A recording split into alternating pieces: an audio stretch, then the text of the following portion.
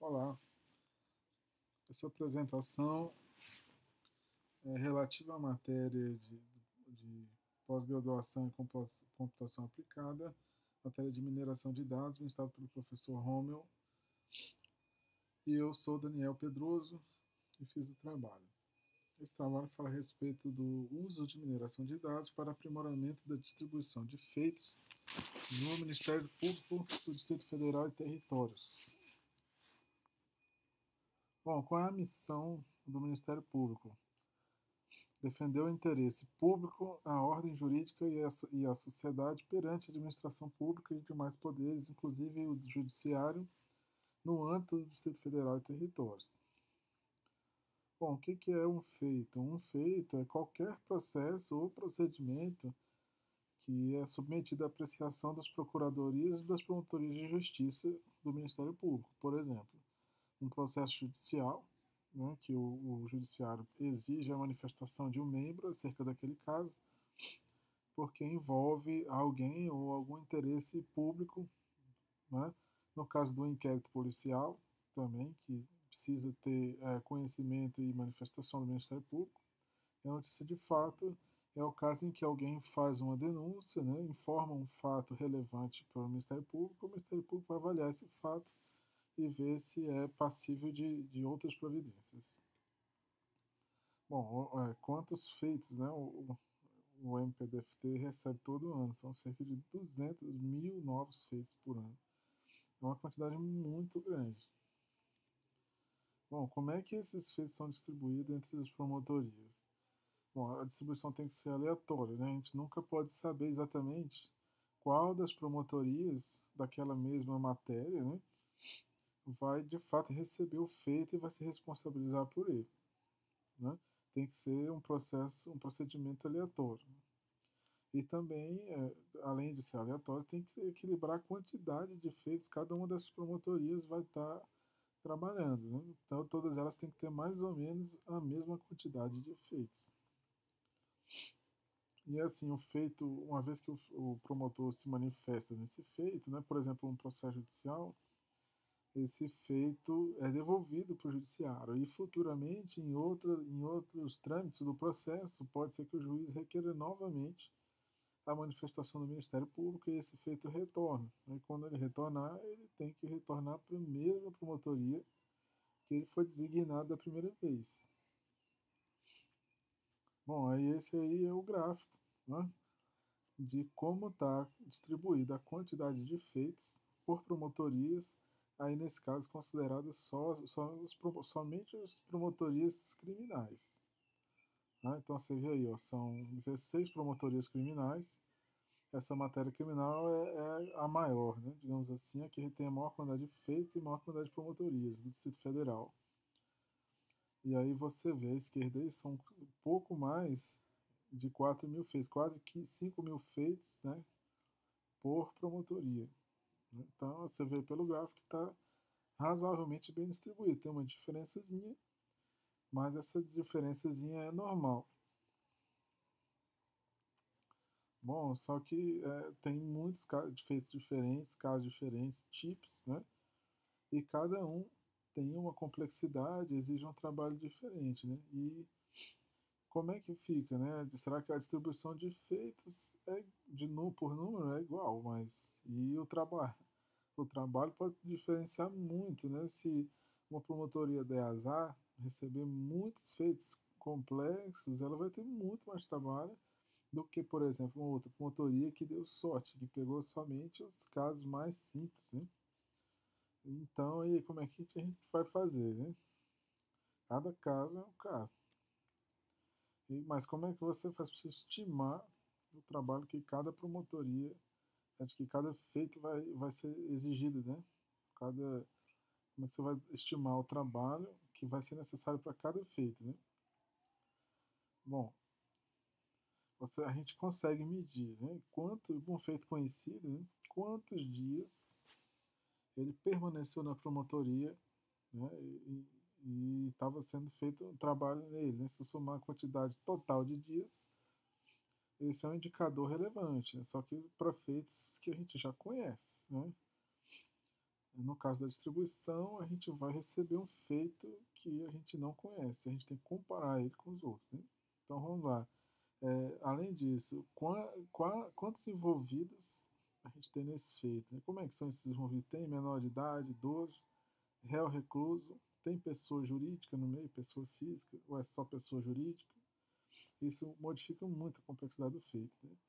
E também acontece de um feito exigir um trabalho de perícia ou de diligência, e internamente esse feito é repassado para as unidades especializadas na atividade que é requerida, né? Então, às vezes, uns feitos que não tem necessidade de quase nada, e outros passa por um extenso trabalho de perícia ou investigação, localização de endereços, etc. Então, o fato dele ter muitas movimentações internas, ter muitos trâmites internos, ele indica o quão complexo esse feito é.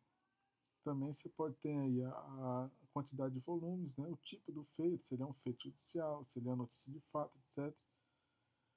E muitas outras classificações internas, né, que esse feito recebe em termos da matéria, o assunto, subassunto, etc.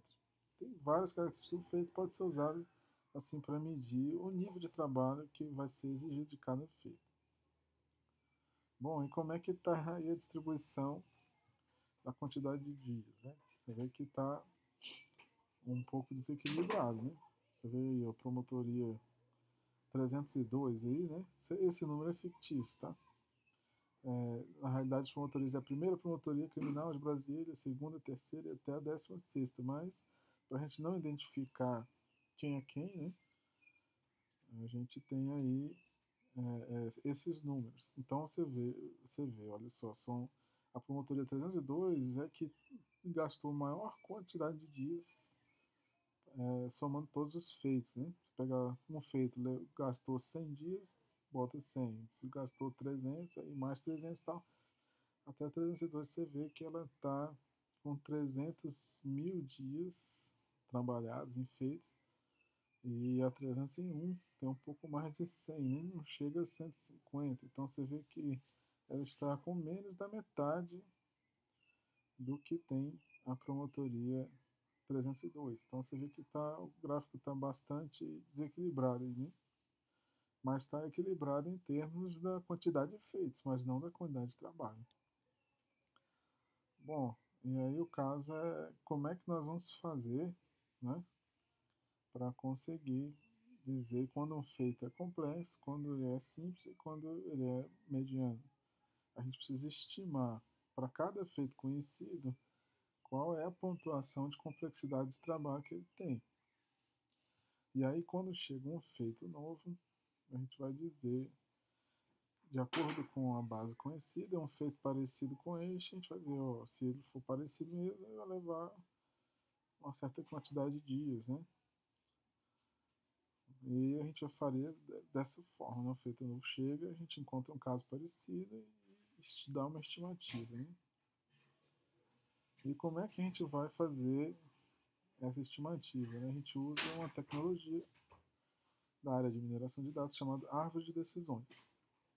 Aí você vê uma árvore real, né, construída a partir de 3 variáveis somente. Seriam se o feito envolve réu preso, qual é o tipo do feito, e a gente está analisando aí a quantidade de dias que esse feito leva. Então você vê aí embaixo no rodapé da figura, a gente tem aí um gráfico chamado boxplot, né, da quantidade de dias, né? Aí você vê aí, seguindo a árvore, você vê aí, ó, a árvore faz uma sequência de perguntas, né? Então a primeira coisa que a árvore pergunta para dar estimativa aí nesse exemplo, isso não é a árvore real, é só um exemplo. Aí você vê a árvore pergunta, esse feito tem réu preso? Aí se ele tiver, cai para o lado direito, se não tiver, cai para o lado esquerdo, né? Então digamos que ele tem réu preso, aí ele vai perguntar qual é o tipo desse feito. Ele é um inquérito policial? Se sim, ele vai pegar essa última caixa direita e o IP, né, de inquérito policial.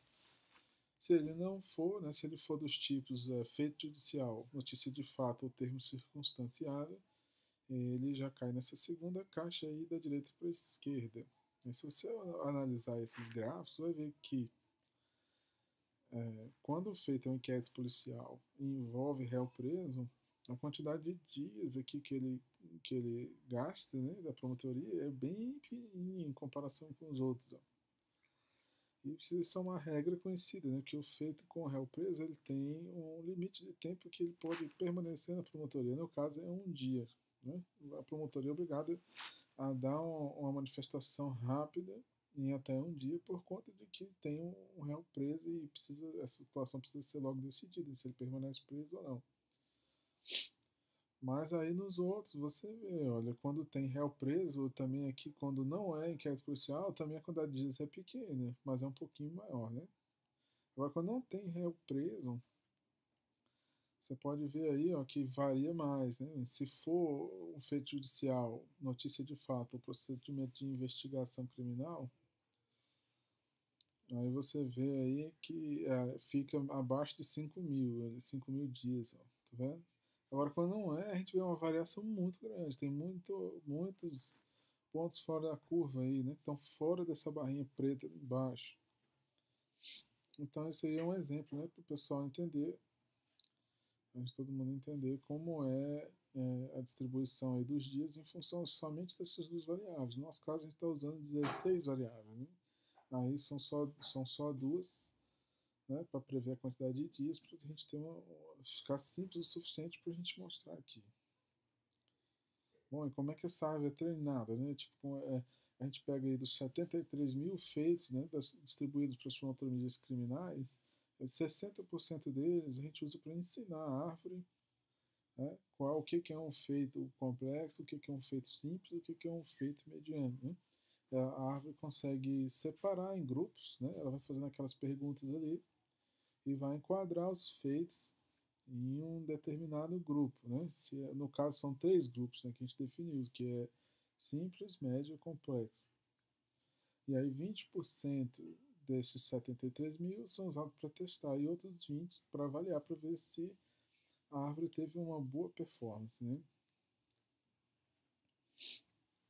Aí, como seria assim, esse novo método de distribuição? Uma vez que a gente separou todos, a árvore deu uma estimativa, né, para os feitos, ele é simples, médio e complexo, a gente vai redistribuir esses feitos pelas promotorias, mas em quantidades iguais. Né? Cada promotoria teria a mesma quantidade de feitos simples, a mesma quantidade de feitos médios e a mesma quantidade de feitos complexos para todas elas. Né? Então, a gente distribuindo assim, a gente sabe que elas vão ter, além de ter a mesma quantidade de feitos, elas vão ter a mesma quantidade de cada tipo, né? Se complexo, médio ou simples. Né? A gente, como é que vai ficar aquilo? Agora a gente vai ver o gráfico, né? Que a gente simulou essa distribuição baseada nessa nova classificação com esse método. E eu refiz aquele gráfico do início, né, que mostra pela quantidade de dias, né, como que cada promotoria está, né? E a gente vai ver o gráfico agora. Olha aí, pessoal. Você vê ali, ó, 200 mil horas, né? Desculpa, 200 mil dias estão todos ali muito próximos, né? Se a gente voltar a comparar aqui, ó, olha como estava antes, ó, uma promotoria com mais de 300 mil dias, ficou todo mundo na faixa do 200, ó, tá vendo? Só com essa classificação aí que a árvore deu, né? Tudo bem que a gente pode ter um estudo preliminar, né? E aí tá os próximos passos, né? A gente tem pode melhorar muito nesses indicadores, né? Eu fiz um trabalho até razoável, mas com certeza existe ainda muitos pontos de melhoria nesses indicadores. A gente tem no sentido de simplificar, né? E melhorar ele, né? Às vezes acrescentar algumas outras coisas e tal. Aí com um apoio mais dedicado a um especialista, que o objetivo do trabalho aqui é mostrar que é viável, né? Essa abordagem ela é viável, que a gente pode ter uma realidade muito melhor no sentido da distribuição do trabalho entre as promotorias, né?